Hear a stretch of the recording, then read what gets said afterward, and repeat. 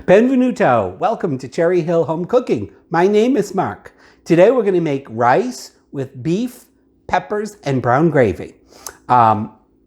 This is something I've been making for many, many years. I don't even know how I came up with this, but if all of you can think of a better thing to call it, feel free to comment down the bottom as long as it's nice. Okay, so what are we going to need for our supper tonight? First thing, of course, we're going to need for our beef and our pepper and our gravy is we're going to need 2 pounds of lean ground beef. Alrighty. And then we're going to need some green peppers and a Spanish onion. I usually like to get 2 really big green peppers. Couldn't get 2 big ones today, so I had to buy 4 small ones. But for the recipe's sake, I'm going to say 2 large green peppers. We also normally like to do a little prep, and just for anybody that's watching this video that maybe hasn't had a lot of experience cooking, and they just kind of stumble upon it and how we cut up our veggies. But we had a little technical difficulty the first time going through, so Wade will finagle it somewhere in there, but there won't be any audio. But anyway, so then we're going to need a little bit of olive oil to fry our veggies and our beef up. We're going to need some garlic powder or granulated garlic. We're going to need a teaspoon of kosher salt and a teaspoon of fresh ground black pepper. Now, a teaspoon of pepper might seem like a lot, but in this recipe, I like it to have that little peppery flavor with the green peppers and the pepper. You need some Worcestershire sauce, 3 tablespoons, all right, or to taste, but if you make this recipe, try the 3.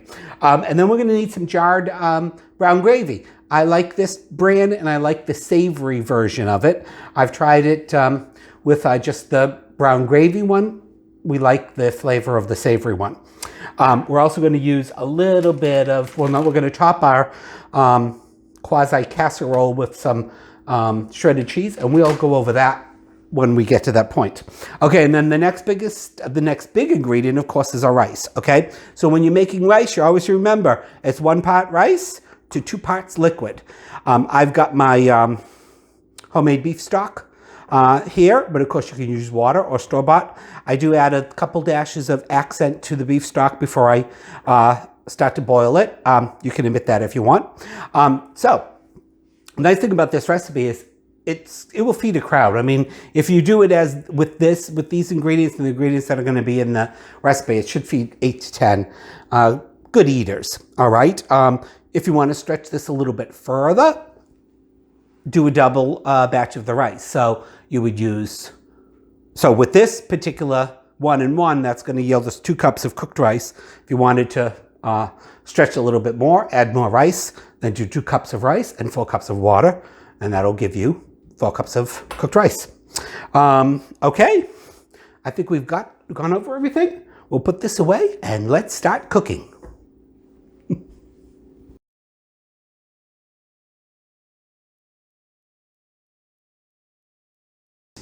All right, so let's briefly go over our veggies. Like I said, I usually like to get the bigger peppers, but I couldn't get that. So we've done this many times before, but we'll go over it again. So I always take those little end pieces, put them in a Ziploc bag, and we'll use those tomorrow or someday during the week for eggs or something like that.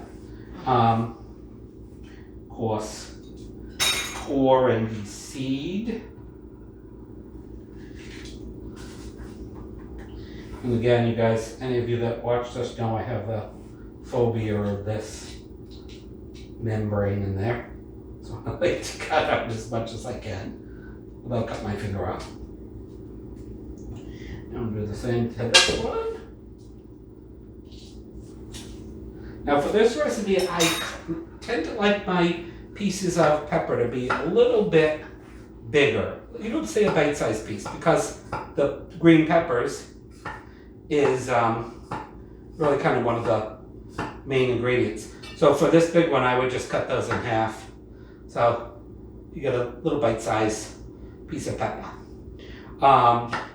The other thing too is with, and of course the measurements will be in the recipe, Wade will put on the website and everything. I'm going to use a teaspoon of salt and a teaspoon of kosher salt. If you're going to use table salt or fine grained salt, just use a half a teaspoon, or adjust it to your taste. But I use a whole teaspoon of fresh ground black pepper, because I guess I kind of did this kind of like, almost like a pepper steak in mind. It is, you get the nice green bell pepper taste and the peppery taste to it. If you wanted to add a little heat to it, you could also add a couple dashes of cayenne pepper or a couple pinches of dried red pepper. So anyway, so our onion, this is, I want the pieces pretty big on our onion too, so okay, we're just going to cut it. We're going to leave that little root end. Cut that off and peel it.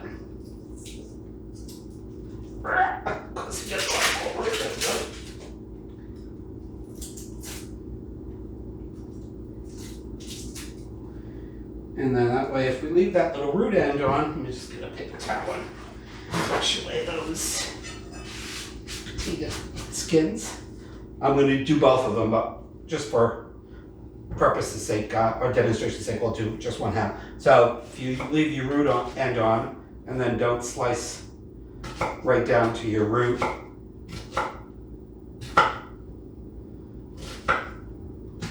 And then cut the onions to your desired size. All right. We are gonna get all this stuff out, finish preparing our veggies, and we'll start cooking. See you in a little bit.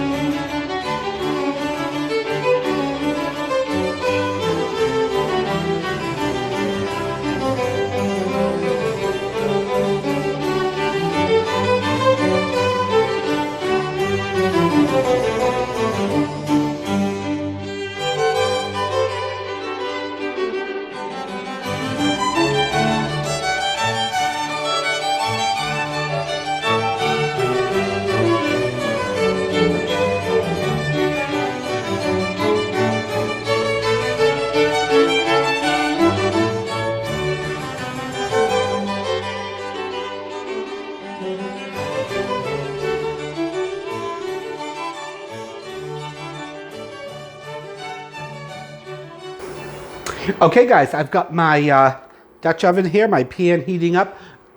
You could also do this in a large frying pan. Two things, my big frying pan doesn't fit on this little cooktop, and it's easy to shoot from here. But the big thing is I'm going to make a slight change to how I usually do this, because I normally do it just in one pot like this. But when we get to the cheese, we'll go over how Wade has somehow got me to do more work now. Anyway, so we've got our pan nice and warm. It's on medium, and we need maybe a tablespoon or so, maybe even less, of olive oil just to coat the bottom, so we can get our veggies starting to fry up. All right, so we've got our onions and our peppers. Get them all in the pot.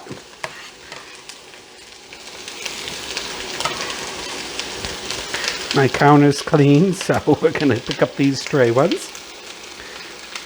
All right, and we want, oops, sorry about that if that went crazy in your ears with the audio. So we're just going to start to saute these, okay? We want to get, a little bit of, get them to start to tenderize, get them tender a little bit, but this is going to cook also with the hamburger. So our kind of goal here is to get a little bit of caramelization and get the green peppers a little tender. So that's going to take probably about 5 minutes before we throw our beef in. So you see I've got all the veggies now coated in the oil. All right, I'm going to leave it on medium-high. And I'm going to put just a couple pinches of salt in there. So, of course, the salt is going to start to get the onions and the peppers to release a little bit of moisture. That's not, this salt is in addition to our salt that we're going to put in with the recipe. But just a couple pinches is good. All right, so as we're starting this, we're going to make a quick detour over to the stove, and we're going to put our rice on.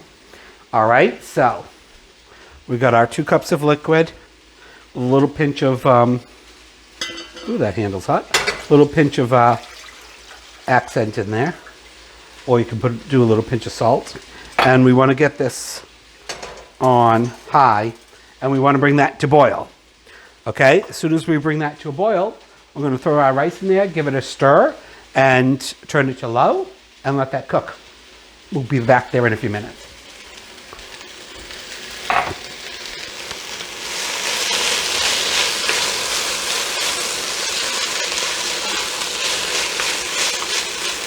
You're starting to, of course, now smell the onions.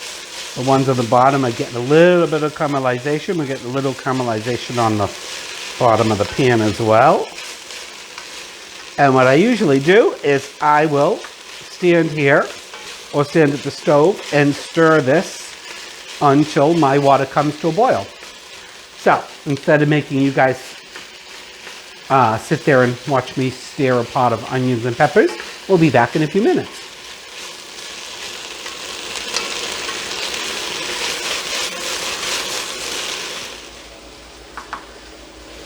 Okay, our water's come to a boil. By the way, guys, this is jasmine rice. You can use whatever rice you like. You could use a yellow rice. You could use just a plain white rice. I happen to like the jasmine rice, so that's what I use. So you just want to put your rice back. You want to put your rice in, give it a little bit of stir. All right, and as soon as it comes back to a boil, we're gonna cover it. And then we're gonna immediately turn it down to low. And that's probably gonna take about 20 minutes. You might want to take a peek at it. Make sure your water isn't evaporating too quick. If you need to add a little bit of liquid, add a little bit of liquid. All right, so we're back over here. You can see we're starting to get a little few pieces here and there. Some caramelization on them, and we got some on the bottom. So at this point, that's good. So we're gonna throw our hamburger in and start to brown that up. Now this is, like I said, this is a lean, I think it's 94% lean or something. It's a lean ground beef. We don't need a fatty ground beef in here because, of course, we're going to have a lot of other flavors with the other stuff that's going in it. Plus, that way, if you use a lean with this particular recipe, you don't have to worry about having to drain off any of the fat. All right, so we're still on medium.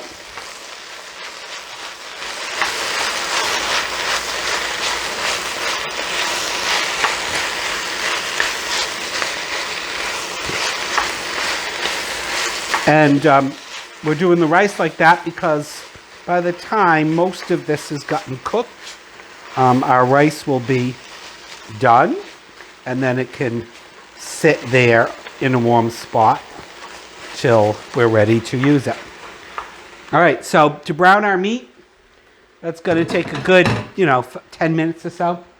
You can increase your heat, help it along a little bit, but you just want to kind of stand there, break it up, and not let it burn. Remember, we want brown beef. We don't want gray, so we do want to get a little bit of color on it. All right, so we'll be back when this is all nice and browned.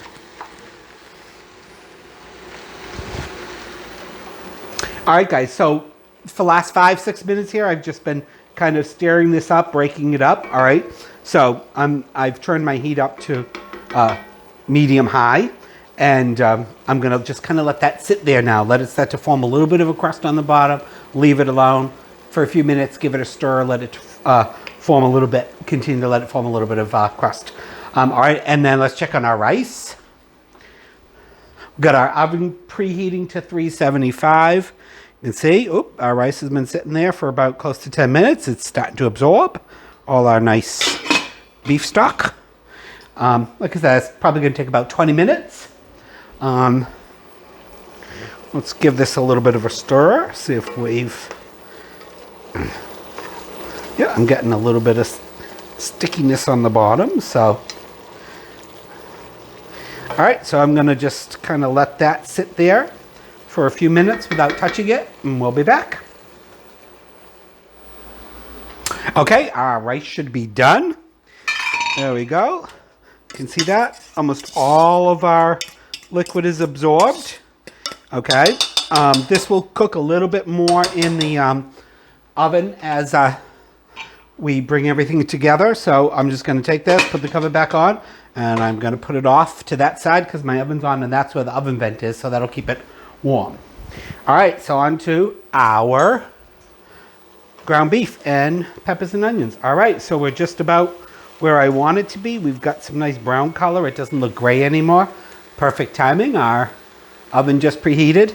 And you could also, I don't know if you can catch this, hon, but you can see there's no more liquid in the bottom. There's, any bit of the fat has cooked off or, given us that nice brown color that we want. Very little bit of moisture left in there. Okay, so we're going to turn this down to medium low. All right. And again, with this, this is in a little induction burner, so the heat goes down automatically. The pan is what's really heating up, so we don't have to give that, move it or give it a lot of time. If you were on a old electric range like I have, you might want to move it to the next burner, just because we're going to put our garlic, granulated garlic, and our salt and pepper in there now, and we don't want it to burn.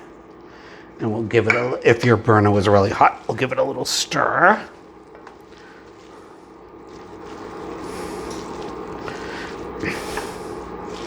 Just to incorporate that all nicely, or start it anyway. Get in there. All right, now, so I have 4 small jars of our savory gravy. I usually do 2 big jars, but of course they didn't have the 2 big ones. So the next step isn't hard. We're gonna pour all our jars of savory gravy in there.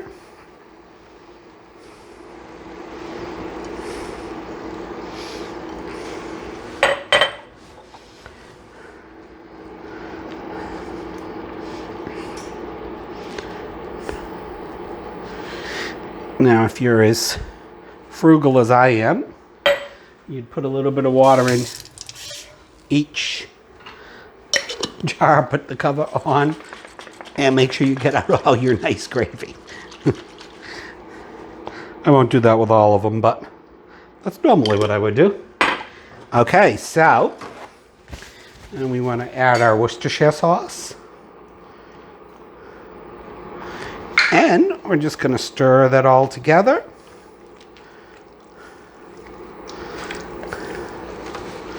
Now, the rice will absorb some of this as it's doing the final cooking. Now, normally at this stage, I would get this all nicely stirred in together. And I would turn it on low, partially cover it. Of course, you know what partially covered is. I'd take my cover and, put it on low and leave it like that for about 10 minutes. Now, we're going to change this a little way when I normally do it. And of course, the reason I do that is because I want to get everything, all the flavors melded together. But since we're going to take a little step and add Wade's newfangled twist to my 20-year recipe, and I'm only teasing him, guys, but all right, so we're going to take a 9x12 pan, and I don't think it's absolutely necessary, but give it a little spray, just so cleanup's a little easier.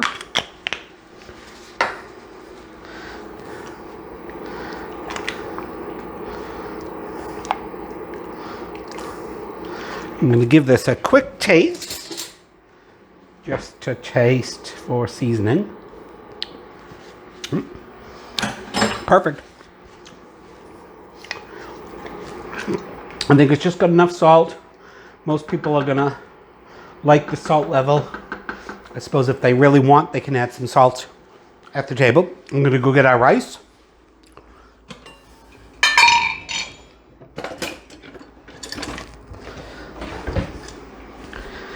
And plus also our rice has got some flavoring too, so we're just gonna dump it all in there.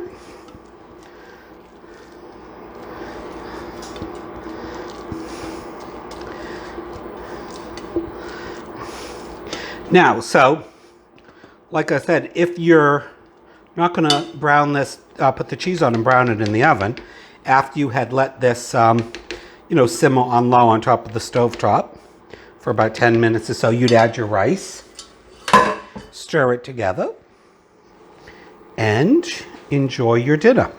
Nice little side salad, maybe some veggies if you wanted.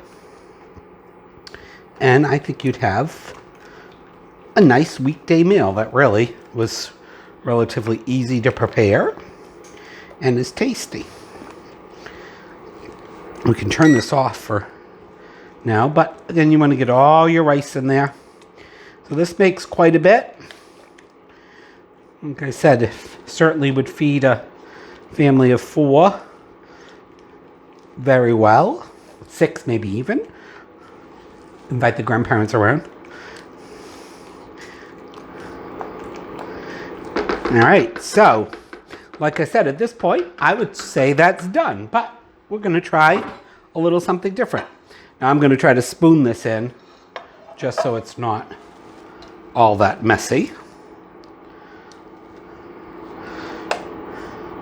And that pan is really heavy.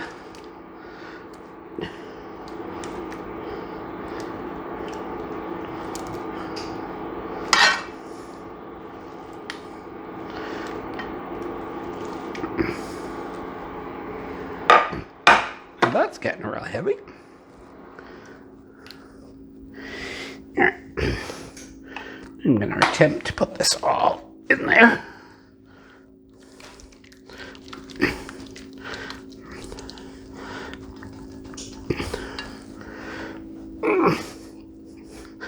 It's just about gonna fit. All right, so we're gonna even that out a bit. Like I said, we got our oven set on 375. This is the first time I've done it like this. Maybe we could have used a little bit bigger of a pan, but I'm gonna put a pan underneath it because that pan is pretty full.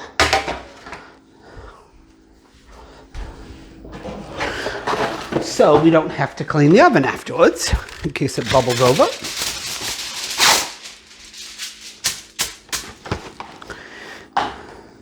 All right, so I made this a few months ago, last time I made this.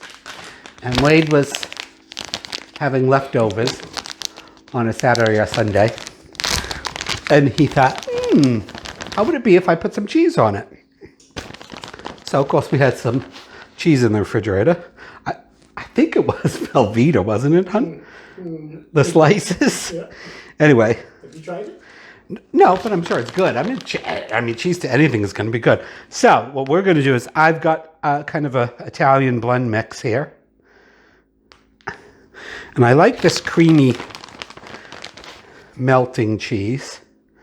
We're just going to probably do a cup in total, or I think there's 2 cups in here.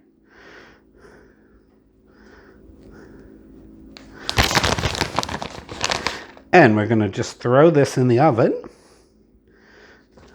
until it's all melted, bubbly, and brown.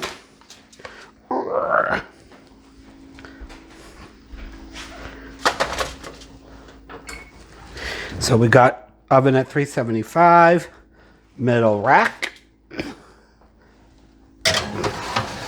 And that's probably going to take about 10, 15 minutes. everything's cooked through. It'll heat up our gravy, get all our flavors melted together. So I'm going to say between 10 and 15 minutes. We'll let you know for sure. See you in a little bit. Okay, I've let it go for about 20 minutes. I said 10, 15. I let it go about 20. Like I said, this is a new way of that I've done this as far as putting the cheese on it, browning it. But it does look all lovely, delicious, and brown. We didn't have any spillovers, but I do think in the written recipe I'll adjust the savory gravy a little bit. Because like I said, I usually use the 2 large jars. I wasn't 100% sure how many ounces is in the large jars. But anyway, it looks delicious. Let's bring it on over to here. And it's going to be piping hot. It's been in a 375 oven for 20 minutes. So you might want to let it cool down a little bit before you serve it. Maybe 5 minutes or so. All right, there you have it. Tonight's dinner.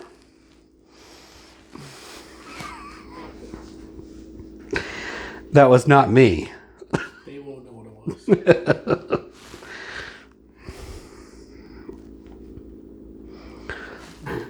Okay, it's time to eat.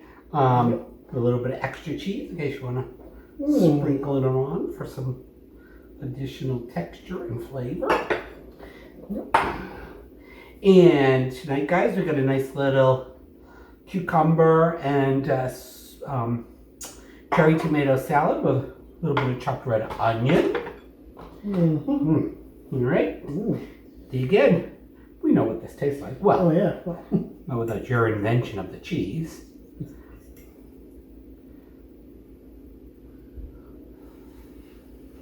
It's still hot. It's one of my favorite meals right here. It's easy, economical. Yeah. Makes a lot. Like I said, we'll have this for the next few days for lunches and stuff like that. Leftovers tomorrow night. Yeah. It is yummy. Delicious. I have to make the cheese. Oh, it's excellent. I mean, cheese, yeah.